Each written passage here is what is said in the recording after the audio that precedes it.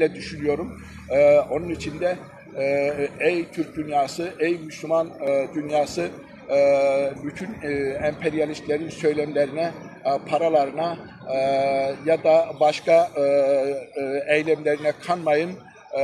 Karabağ'ı destekleyelim, Azerbaycan'ı destekleyelim. Azerbaycan'da bugün şehit geldiği zaman bizim de gözyaşlarımız durmuyor. Biz de onlara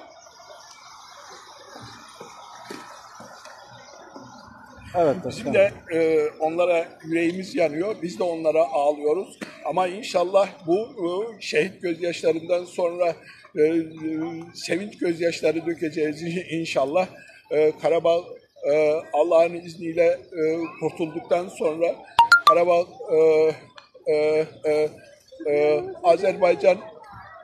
Azerbaycan toprakları teslim edildikten sonra Azerbaycan'a biz yani üç renkli Azerbaycan bayrağı Karabağ'a çekildikten sonra biz sevinç gözyaşları dökeceğiz inşallah diye düşünüyorum.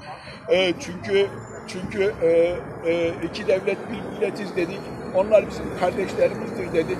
Biz birbirimizin yarı olacağız. Biz birbirimizle beraber olmazsak dünya bizim üzerimize gelir diye düşünüyorum. Çünkü geçmişte de aynı şeyi yaşadık biz, şimdi de aynı şeyi yaşıyoruz. Bu çerçeve içerisinde şunu söylüyorum, Türk'ün Türk'ten başka asla dostu yoktur. Evet. Bu çerçeve içerisinde hepimiz hareket etmemiz gerekiyor diye düşünüyorum. Çünkü bu çerçevede hareket etmeyen insanlar Türk değildir diye düşünüyorum. Kanında bozukluk diye hissediyorum. Başka karışıklıklar hissediyorum. Niye? Çünkü kardeşimiz orada yaralanırken, kardeşimiz orada şehit olurken, kardeşimiz orada emperyalistlerle mücadele ederken biz burada hiçbir zaman düğün yapamayız, toy yapamayız, hiçbir zaman eğlence yapamayız, hiçbir zaman böyle aktivitelerde bulunamayız. Niye bulunamayız? Çünkü onlar bizim kardeşlerimizdir. Onlar bizim destekçilerimizdir. Biz onların destekçileriyiz. Ben bir örnek vermek istiyorum. 1920 civarlarında Atatürk Anadolu'ya çıkıyor. Orada Kurtuluş Savaşı'nı başlatırken Azerbaycan Cumhurbaşkanı, o dönemki Cumhurbaşkanı Nerman Nermanov Atatürk'e yardım ediyor. 500 kilo altın yardım ediyor. Bu altını nasıl yapıyor? Oradaki insanların, oradaki kadınların, Azerbaycan kadınlarının, Azerbaycan gelinlerinin, kızlarının parmağındaki yüzükleri, kulaklarındaki küpeleri, bileklerindeki bilezikleri topluyor. 500 kilo altın olarak Türkiye'ye savaş yardımı olarak gönderiyor. Artı başka mühimmatlar da gönderiyor tabii. O zaman Sovyetler Birliği'dir, komünist ülkesidir o dönemlerde. Ama Sovyetlerden gizli olarak bunu yapıyor Nerman Nermanov. Onun heykeli bütün yüreklerde dikilmelidir diye düşünüyorum. Niye? Çünkü Nerman Nermanov da Azerbaycan en kötü gününde, en rahat olmayan gününde Türkiye Cumhuriyeti'nin yanında olmuştur. Mühimmat göndermiştir, silah göndermiştir, para ve altın göndermiştir. Daha sonra Kurtuluş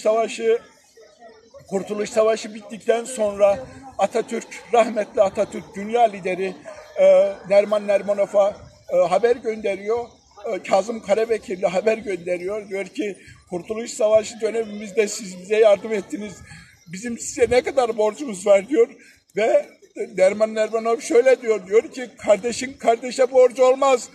Kardeş kardeşe yardım eder diye bu sözle beni çok etkilemişti. Gerçekten Nerman Nermanov'a da Atatürk'e de Tanrı rahmet eylesin. O gibi liderlerin sayesinde biz şu anda Türkiye Cumhuriyeti'nde yaşıyoruz ve hür yaşıyoruz. Özgürlüğümüzü almışız, bağımsızlığımızı almışız. Bu şekilde yaşamak dünyanın hiçbir yerinde böyle bir demokrasi yoktur. Bu Atatürk'ün ve Nerman Nermanov'un yardımlarıyla olmuştur bu Türkiye Cumhuriyeti.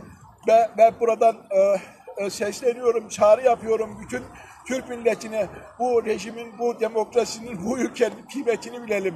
Bakın Suriye'de küçücük bir savaş çıkınca hemen sadece Suriye değil başka yerlerde, Irak'ta, Arap Yarımadası'nda bir savaş çıktığı zaman oranın gençleri her zaman Türkiye'ye geliyor, Avrupa ülkelerine gidiyorlar, orada yaşıyorlar.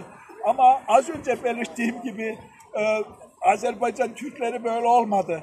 Türkiye'de olan Azerbaycan Türkleri, dünyada olan Azerbaycan Türkleri, özellikle Türkiye'de benim şahit olduğum Azerbaycan Türkleri, Karabağ'da olan Azerbaycan'ın hadisesinden dolayı herkes Azerbaycan'a, memleketine gitti. Savaşa katılmak için sıra bekliyorlar onlar. Biz de sıra bekliyoruz ve Türkiye'nin birçok yerinde Azerbaycan'a gitmek için sıra bekleyen gençlerimiz vardır. Orada savaşmak isteyen gençlerimiz vardır. Tanrım onları da korusun ve yüceltsin. Bu çerçeve içerisinde bütün Türk dünyasına sonsuz selamlarımı söylüyorum.